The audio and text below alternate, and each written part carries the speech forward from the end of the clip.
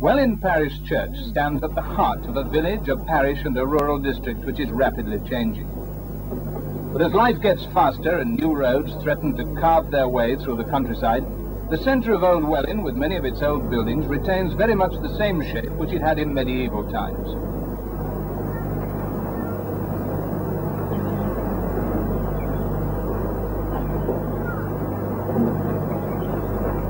In 1968, Tudor Cottage came back to the church.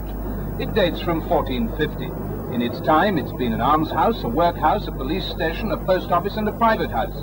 Now it's been bought by the church to serve as a meeting place.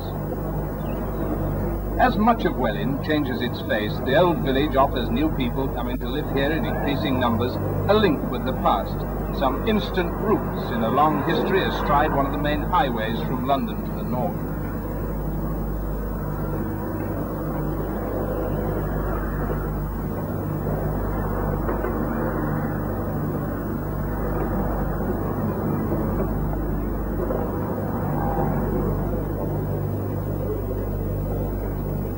The shape may remain, but changes are coming rapidly.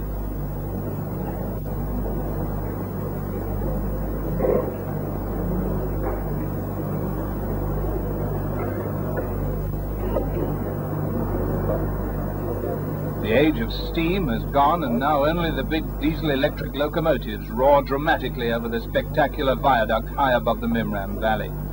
As we shall see, fields are giving way to houses to satisfy the demand for new places to live in Welwyn.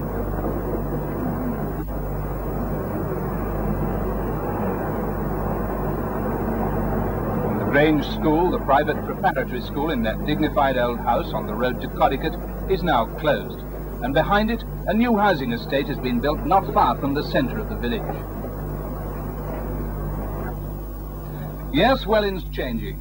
In 1968, this Welwyn landmark disappeared forever. For nearly 70 years in the life of the village, St. Mary's Hall had been useful, if not particularly decorative. It stood in School Lane, just off the High Street. At one time, it was the only community meeting place in the village. The hall had been in use before it came to Welwyn at one of the exhibitions held to commemorate Queen Victoria's Jubilee. It was bought by the rector of the time for not very much, and its heyday in the life of the village was the period up to the First World War. But it was used regularly up to the building of the new civic centre. Then, faced with modern competition, the hall became a liability, and the end of it wasn't far off. The Hall Trust Deed states that if it could not pay its own way, there should be a public meeting to try to find a solution. If no solution was forthcoming, the trustees had the right to sell it.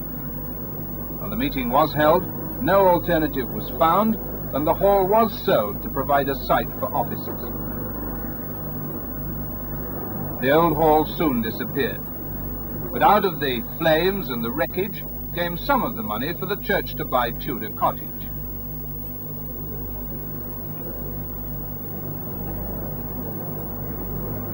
Although the church was still short of £2,000 when Tudor Cottage was bought. So the old hall disappeared, a victim of competition from the new civic centre a couple of hundred yards away.